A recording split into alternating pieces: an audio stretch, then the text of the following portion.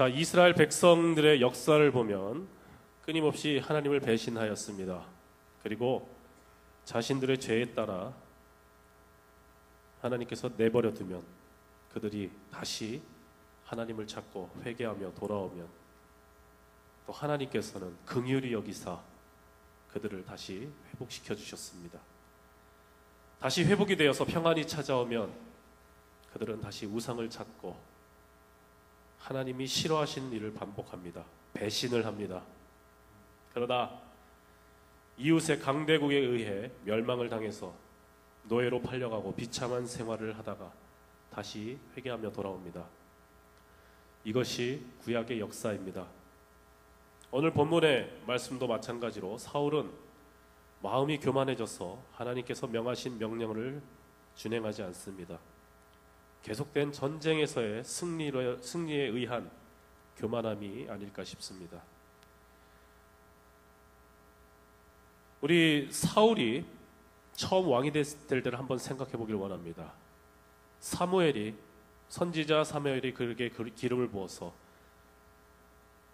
이스라엘 백성들이 기스의 아들 사울이 누구냐라고 물었을 때 그는 겁이 나서 행구 사이에 숨었다고 했습니다.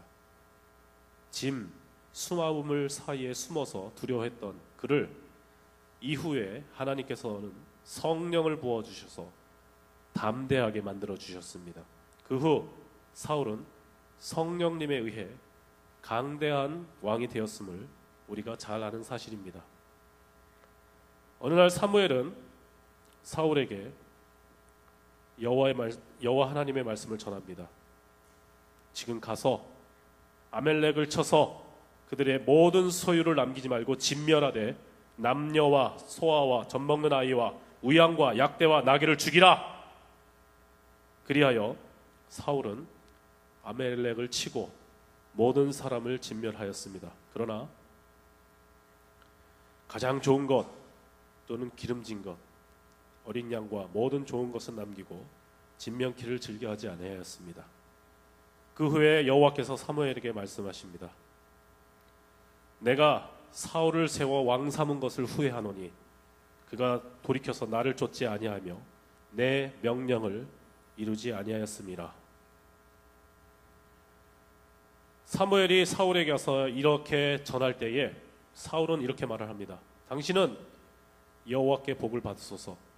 내가 여호와의 명령을 행하였나이다. 그는 승리에 취해서 무엇을 잘못하였는지 깨닫지 못합니다. 그때에 사무엘이 말합니다. 왕이 스스로 작게 여길 그때에 이스라엘 지파의 머리가 되지 아니하였나이까. 그러면서 우리가 너무나도 잘 아는 말씀을 주십니다.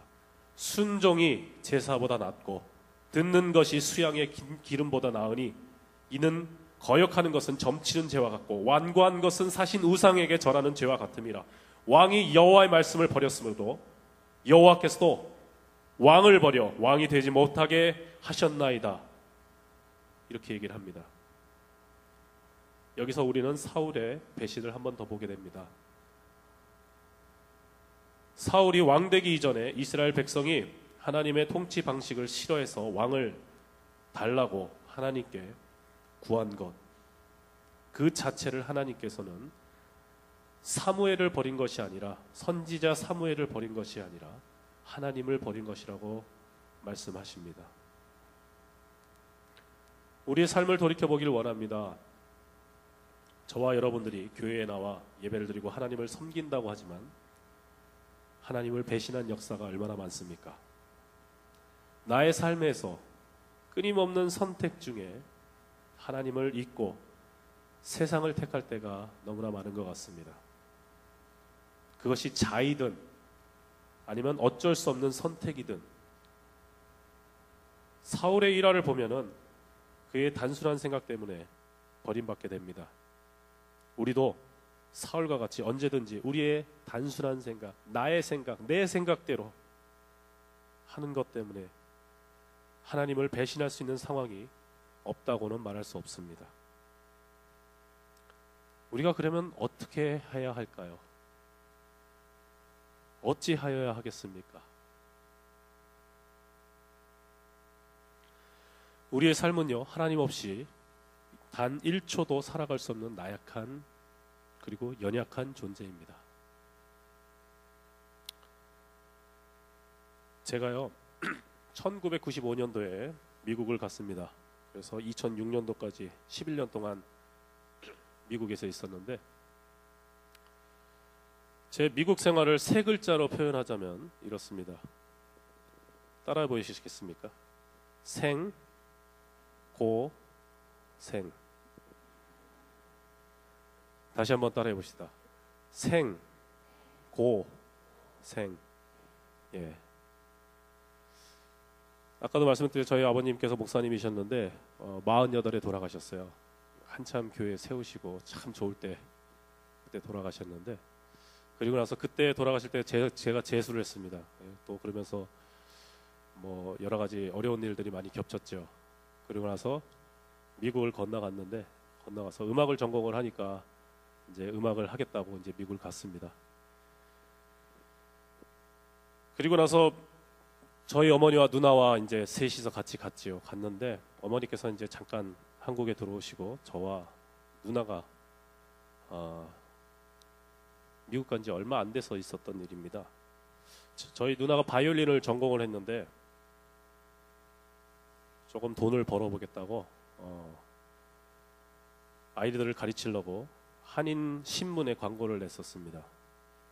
그런데 어느 한국인이 이제 전화가 왔어요. 본인의 딸을 가르치고 싶다고, 그래서 우리 집을 방문하고 싶다고 그렇게 얘기를 했다고 합니다. 저는 그때에 학교 가서 없었었는데, 이 목회자 가정들이 그렇습니다. 세상 물정을 몰라서 낯선 사람이 집을 찾아온다는데 그냥 드린 게 화근이었죠. 이 사람이 저희 누나밖에 없는 그런 상황이었는데 이런 얘기 저런 얘기를 하다가 갑자기 바이올린을 한번 보고 싶다고 보여달라고 그러더라고요. 그래서 바이올린을 이렇게 갖고 와서 보여주는데 갑자기 총을 꺼내서 강도로 돌변했습니다. 나중에 얘기를 들으니 또 총의 무서움을 모르는 저희 누나는 총을 뺏으려고 또 했다고 합니다. 나중에 그 얘기를 듣고 얼마나 놀랐는지, 하여튼 다행히 바이올린만 뺏기고 뭐 크게 다친 데는 없고 뭐 다른 뭐 일은 없었습니다. 그리고 나서 경찰이 와서 지민 채취를 하고 그러긴 했지만은 막막했습니다. 평생 이런 일을 당한 적이 없는데 심적으로 굉장히 많이 힘들더라고요. 근데 며칠이 지나고 나서 저녁에 갑자기 이 강도한테 전화가 다시 왔습니다.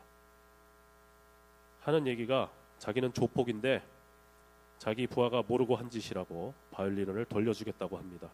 그리고 이 밤에 집을 다시 한번 찾아오겠다고 얘기를 합니다. 얼마나 겁이 났는지요. 그 당시 영어가 안 되니까 경찰한테 연락도 못하고 결국 동네 형한테 좀 와줄 수 있냐고 부탁을 했죠. 그 형님은 평소에 본인이 싸움을 잘한다고 무용담을 자랑하던 형님이었는데 하는 말이 자기도 가족이 있어서 오기 힘들겠다고 얘기를 합니다.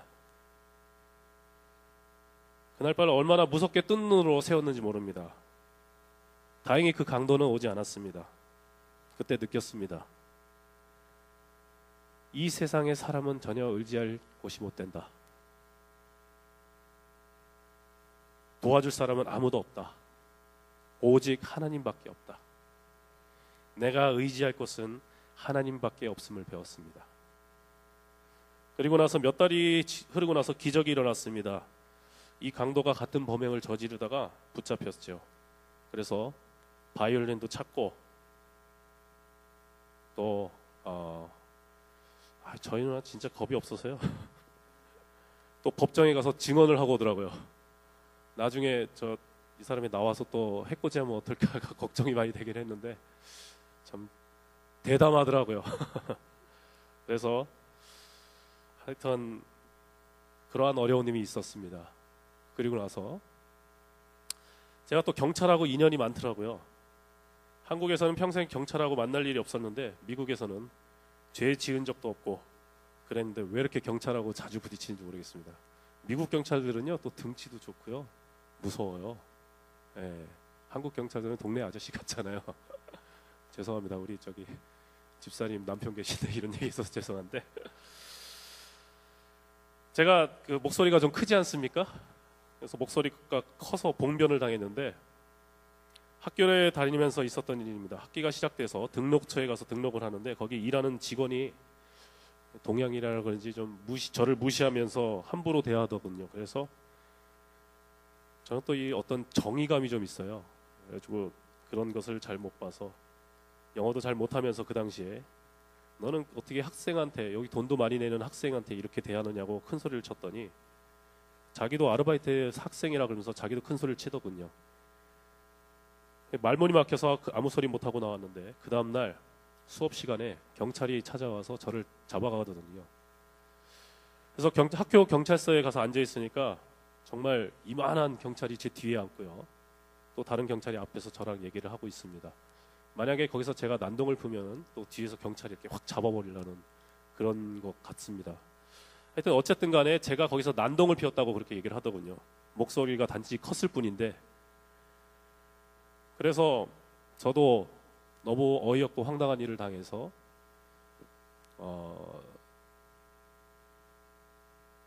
부총장을 찾아갔습니다. 찾아가서 이러한 일이 있었다라고 얘기를 하니까 그 당시에 미국에서 총기 사건이 있었습니다. 그 버지니아에서 총기로 그냥 사람을 쏴 죽은 일이 그 당시 있었어서 그래서 그러더군요. 부총장이 이번은 나의 편을 들어주겠지만은 다음부터 이런 일이 있으면 저의 편을 학생의 편을 못 들어준다 이렇게 얘기를 하더군요. 알았다고 그러고 나왔는데 장학금 300만 원 받고 끝냈습니다. 예, 그런 일이 있었고요. 또 학생이니까 미국에서 참 공부하기 힘듭니다. 그 등록금도 너무 비싸고요. 또한 생활하면서 살라니까 참 힘이 들죠. 그래서 제가 학교를 잠깐 쉬면서 아르바이트를 했었는데 그 자바 시장이라는 곳이 있습니다. 청바지 가게였는데요. 그 가게에서 이제 노가다를 좀 떼었습니다. 그러면서 그곳이 얼마나 바빴냐면은 하루에 매상이 1억 7천입니다. 그러니까 바지가 한 벌에 2만 원짜리인데 그게 1억 7천 원치 팔려면 얼마나 많이 팔았겠어요. 정말 바쁜 곳입니다. 그곳에서 멕시칸들하고 같이 조그만 곳에서 뒹굴면서 일하면서요. 싸우기도 싸우고 멕시칸들하고 그냥 뒹굴면서 일을 했지요. 참 하나님이 그렇게 연단을 시키시더라고요. 정말 안 해본 일이 없습니다. 우리 교회 성도님들께서 몇 분 저한테 그런 얘기를 하시는데 제가 곱게 잘한 줄 별로 알고 계십니다. 험한 일 안 해본 사람 같다고 이렇게 얘기를 하시더군요. 근데 안 해본 일이 정말 없습니다. 세탁소에서 일을 했고요. 비디오 가게, 음식 배달, 노가다, 복사기 고치는 거, 영업사원 정말로 많은 일을 했습니다. 보통 유학을 가게 되면은 많은 꿈을 가지고 가게 되지요. 정말 좋은 곳에서 공부하고 좋은 곳에서 정말 즐겁게 보내는 그런 생활을 생각하고 저도 미국 생활을 동경하며 갔습니다. 그런데 생활이 이러니 하나님께 원망을 많이 했습니다. 하나님 왜 나를 이렇게 힘들게 하십니까? 그런 상황이 올 때마다 느끼는 것이는 야 정말 이 상황에서 벗어나고 싶다 이런 생각밖에 들지 않았습니다. 정말 유학생 생활이라면 정말 멋있게 국위선양도 하고 그렇게 공부하면서 멋지게 생활하면 좋을 텐데 참 이런 힘든 일만 있었구나 그런 생각에 참 아이고 탄식밖에 안 나오더군요. 그런데요 그것을 통한 하나님의 계획이 있었습니다. 제가 자라온 배경은 저희 아버지께서 시골에서 자라셔가지고 굉장히 고생을 많이 하셨거든요. 그래서 저희 아버지가 한 가지 신념으로 가지고 살아오신 게 본인은 고생을 많이 하셨어도 자녀들만은 고생 안 시키라라고 하면서 키우셨습니다. 그랬더니 정말 할 줄 아는 것이 아무것도 없었습니다. 심지어는 미국 가는데 비자 발급하는 것도 제 혼자도 못하고 비행기표 사는 것도 못하고 다 어머니가 해주셨는데요. 처음에 미국 가서 혼자 다 해야 되니까 참 적응이 안 되더라고요. 그런 저를 하나님께서 11년 동안의 광야 생활을 통해서 사람을 만들어 주시더라고요. 쓸모있는 사람을 만들어 주시려고 그러한 생고생을 시켰던 것 같습니다.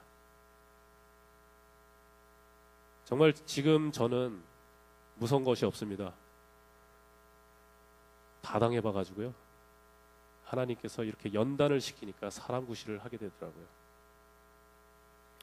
제가 이렇게 고생을 하고 살아보니까요.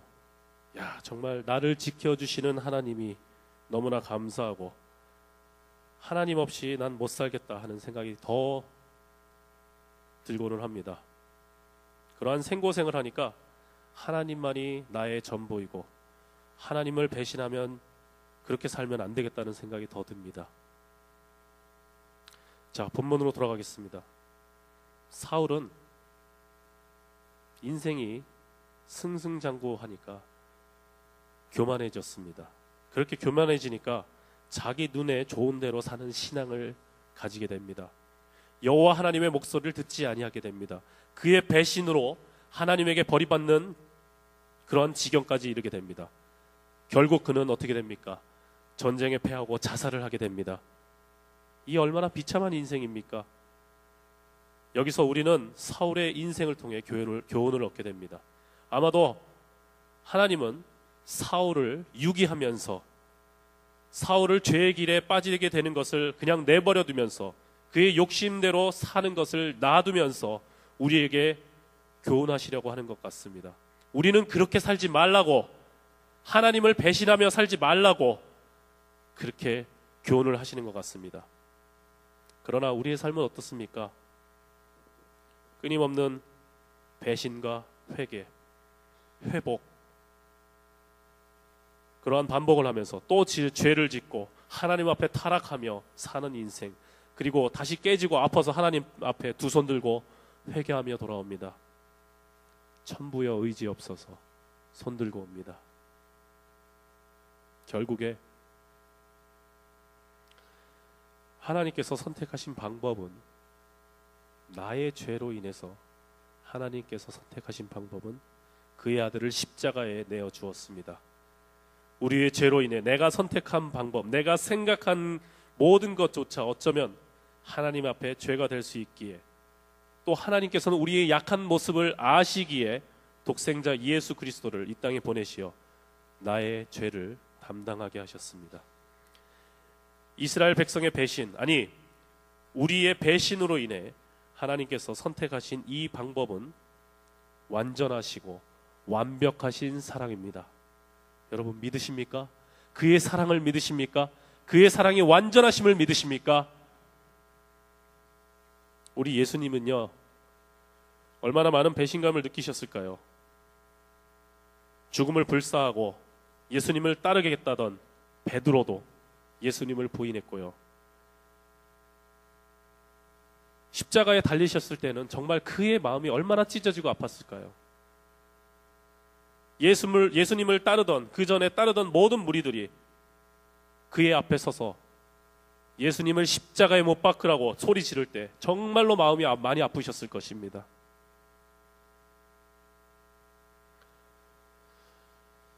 이러한 상상을 해보았습니다. 우리가 죽고 나서 하나님 앞에 심판을 받을 때에 우리의 모든 죄가 낱낱이 드러난다고 했습니다. 우리의 모든 죄들이 드러날 때에 우리 하나님께서 나의 죄악 때문에 판사의 망치를 들고서 이렇게 선언하실 수밖에 없을 것입니다. 이성만, 유죄, 탕 이렇게 치려고 할 때에요, 우리 예수님께서 우리를 위해서 이렇게 변호를 해주십니다. 하나님 아버지, 잠깐만 기다려 주십시오. 아버지, 이 아이가 죄가 많은 줄 알고 있습니다. 그의 죄로 인해 죽임을 당하는 것이 마땅하다고 생각됩니다. 그러나 그 죄로 인해 제가 십자가에 못 박혀 죽임을 당했습니다. 하나님께서 이 아이의 약함을 아시기에 저를 대신 세상에 보내셔서 이 아이를 위해 죽임을 당케 하지 않으셨습니까? 이 모든 일을 잘 알고 계시지 않으십니까? 그래서 저는 이 아이가 무죄임을 주장합니다. 이렇게 예수님께서 우리를 위해서 변호를 해주시니까 하나님께서도 어떻게 판결하십니까?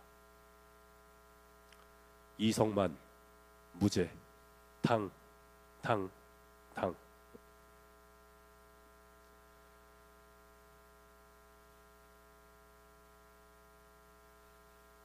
얼마나 감동스러운 순간입니까? 우리가 그 은혜와 사랑을 어찌 잊을 수 있겠습니까? 세상 사람들은 이 진리를, 이 비밀을 알지 못합니다. 그러나 우리는 알고 있습니다. 이 진리가 없다면 우리 크리스찬들은 정말 바보지요. 요즘도 얼마나 많은 욕을 듣습니까? 우리는 예수 그리스도가 있기에 그러한 욕을 듣고서도 넉넉히 이 세상을 이기는 줄로 믿습니다.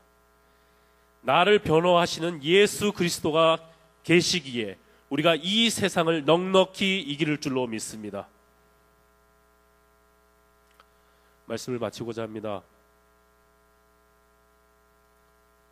구약의 역사는 이스라엘의 배반으로 시작됩니다. 아담이 범죄함으로 역사가 시작되죠. 그러나 신약에 예수 그리스도께서 이 땅에 오셔서 우리를 구원해 주시는 구속사가 있기에 우리는 하나님을 우리 아버지라 부르고 주라 부르며 담대히 나아갈 수 있습니다. 하나님의, 우리 아버지의 원하신 그 사랑과 은혜로 이 세상에 빛과 소금의 자녀로 살아갈 수 있는 것입니다. 하나님께서 주신 그 은혜와 사랑을 가지고 살아가길 원합니다. 항상 배신하며 하나님을 잊고 사는 우리, 이제는 하나님만 섬기며 살길 원합니다.